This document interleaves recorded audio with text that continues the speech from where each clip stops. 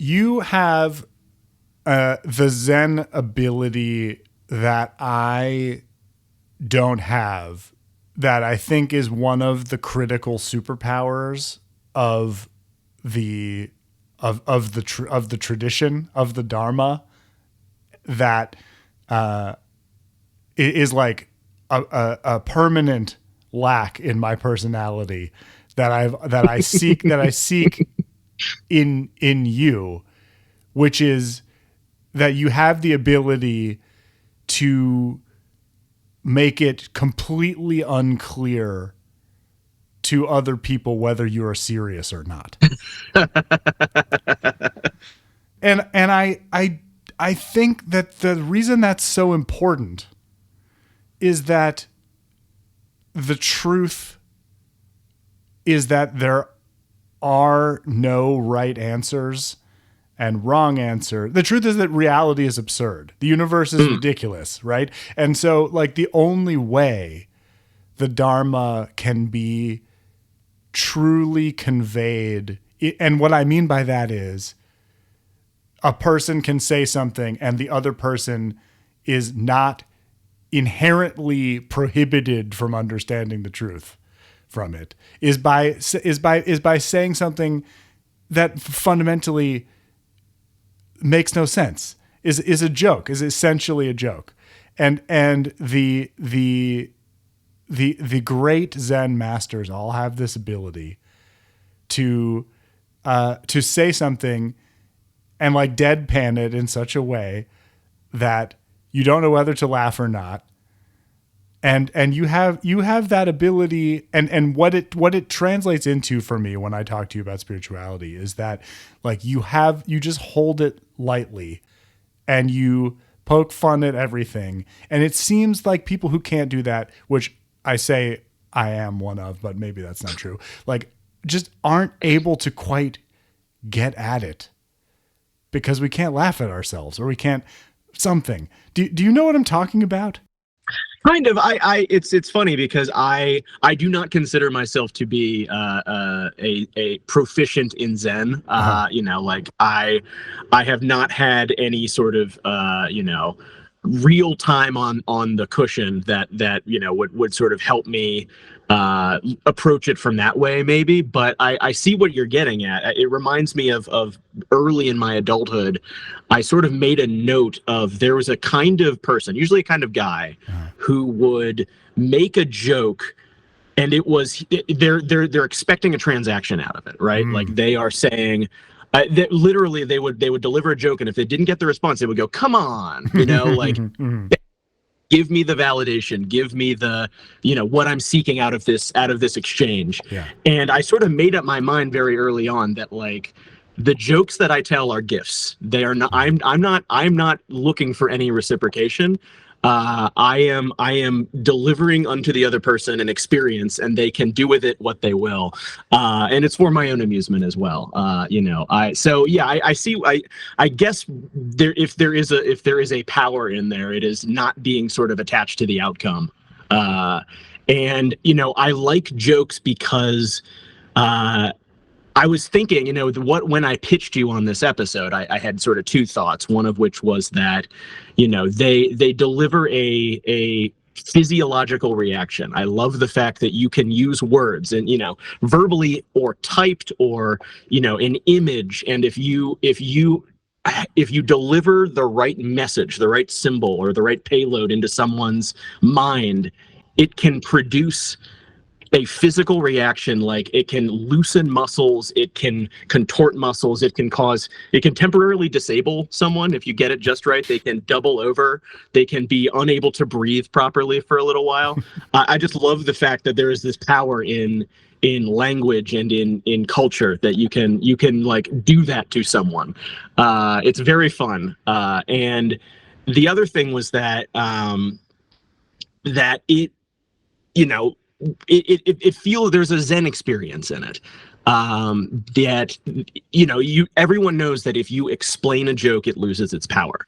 And I was sort of meditating on why that is the case, and it occurred to me that when you say a joke, I have one prepared. Okay. This is one that I gave to my daughter the other day. She's just learned knock knock jokes. So knock knock, Who's there? boo, Boo hoo. and why are you crying? Right? And mm-hmm. so after you tell a joke, you say, do you get it? Mm-hmm. And if someone were to say, what is it? You've arrived, right? Like, Yeah. that's it. You've arrived at the event horizon of ineffability. And yeah, it's just this very special thing of like, you are creating an experience for someone that they have to experience internally. If you break down like why there's a novel connection in between these two parts of your brain that come together suddenly, then it loses its power. It has to be something that they experience. And I just thought that was really cool. Okay, you figured it out. I mean, actually, you figured out you both of those things are like Zen master skill sets. Like the first one is like a martial art that knocks the wind out of someone as a way of calling attention to their existential and physiological state. But then the other one is about getting it. And what I'm, I don't consider myself any kind of master comedian, but in every conversation I've ever had with someone about Zen, who I feel is trying to learn from me, the characteristic feeling of that lets me know when I'm doing it correctly, transmitting the Dharma, is when they say, I don't get it. So interesting. Yeah. like you pointed right to getting it.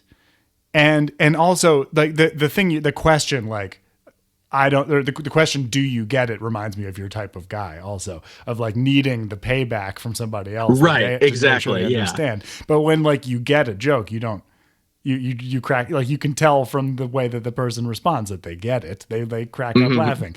And this is how the Zen stories go. Whereas when someone says, I don't get it, that's funny to you. If you're properly oriented to the joke. Yeah, exactly. Yeah. So it doesn't really sort of, there's a lot of possible outcomes, and it's not always I'm going to tell you a joke and you're going to laugh. There are, an example that I thought of as I was sort of thinking about talking to you was when I'm reading bedtime stories to my daughter, I love to find a way to deliver some sort of like aside.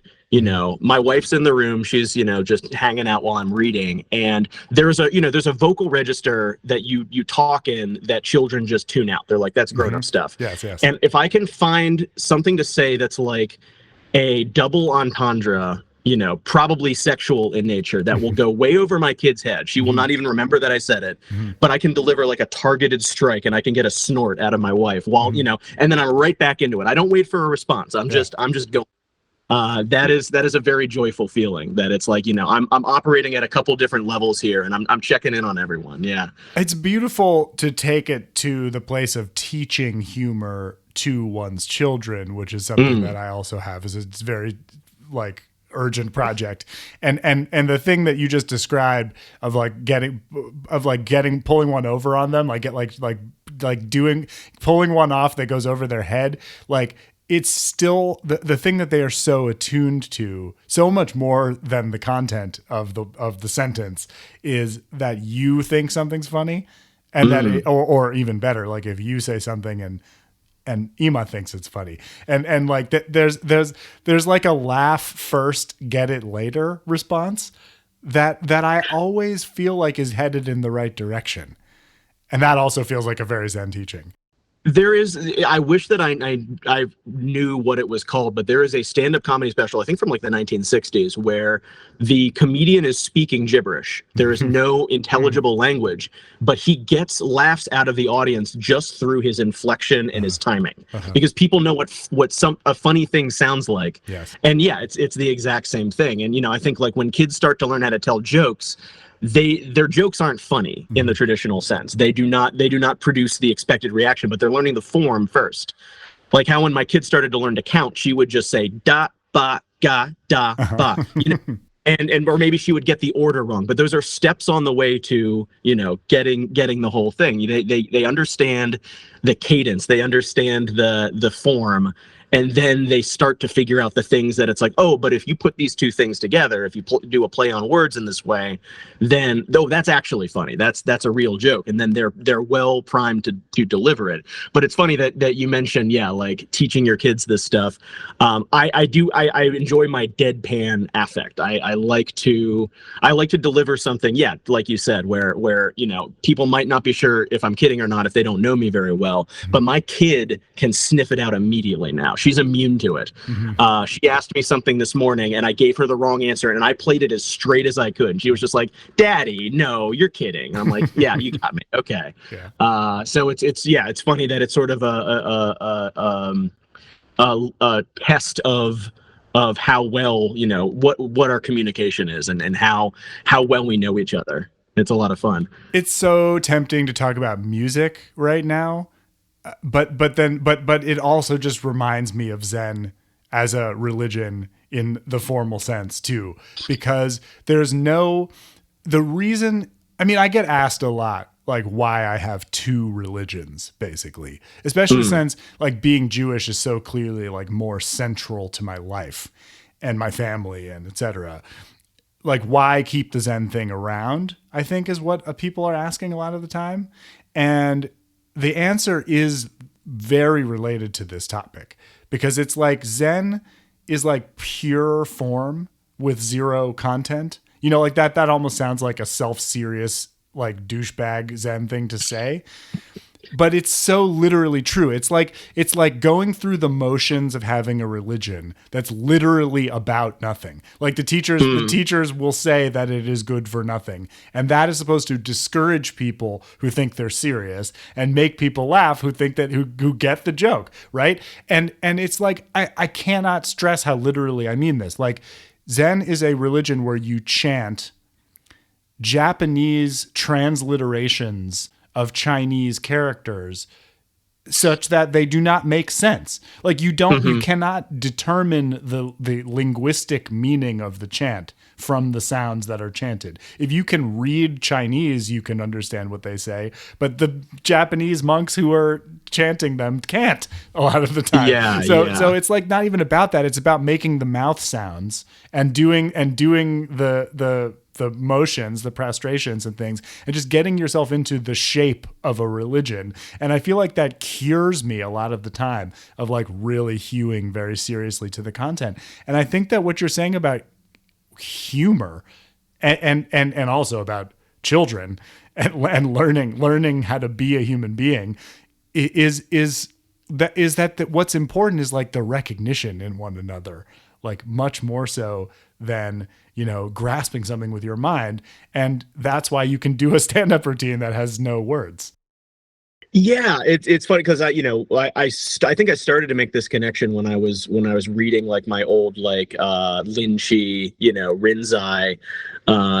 I have a book that's just, like a monk stood up and he asked a question and the master shouted and hit him with a stick, Yeah. And it just occurred to me that it's like, yeah, these are people that are either in on it or they're not. And, as you're talking, Zen is preoccupied or one of the things that it can do is sort of change your mind and change your thinking, and allow sort of, patterns that are ingrained to loosen up a little bit and let some new stuff in. And that's what jokes do too. Your brain, I guess there's a part of your brain that is sort of like traveling nodes and like, traveling a path and going this, I'm thinking this, and then I'm thinking that, and thus now I'm thinking this. And a joke is a short circuit to that. It busts that wide open and something new comes in. And I think that's part of the fun, where it's just like, oh, I'm somewhere else now. And it turns out people really like that. They really like to be, temporarily relieved from their ruts and have something new come in. Yeah, this is why I want to talk about music, and like we haven't had the chance to do a music Tiger Time together yet, but like I feel like we kind of already are, because it's like the thing that always comes up when I talk to somebody about music is that music, and I feel like also this is probably something that like my first music teacher ever taught me, which is like the way the music lives in the space between expectation and surprise, right? Like there are so many forms of music where that just like go all in on the expectation part or all in on the surprise part, but it's almost because that's surprising, right? So it's like, it's you can't get away from it. It's like the way you listen to reality is like on this like knife edge between rhythm and chaos and the fun part and maybe in the humor realm, what the funny part is the part of not really ever being able to just fall right into the pattern and just live there, because nothing actually works like that. Yeah, it's a combination of being comfortable with the routine, but then the routine breaking itself up before you get bored and activating you again until you settle into a new routine. Speaking of expectation and surprise, why did the monkey fall out of the tree? I don't know why. Well, he tripped. Why did the second monkey fall out of the tree? Because he was copying the other monkey? Well, he was stapled to the first monkey, but why sure. did the third monkey fall out of the tree? Well, they must have broken the branch off by now. No, you're right. At that point, it was peer pressure. But you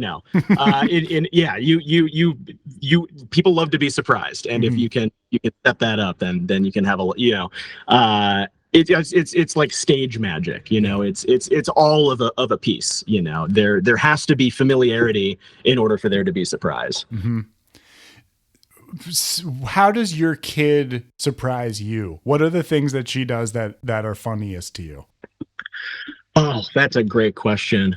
She is in the stage where she reminds me of like the weird output of an AI chatbot, but like on a whole other level. She is just connecting concepts, and she is taking something that she heard offhand 2 weeks ago and she's hooking it up to this other thing, and she comes up with these things that she's very confident in that are just total amalgamations of her developing mind. I've shared this with you before, but my favorite thing she's ever said to me was, we were just talking one day and she looked me in the eye and she said, "Daddy, when people die, they get born again and they grow up into grown-ups, but they're blind."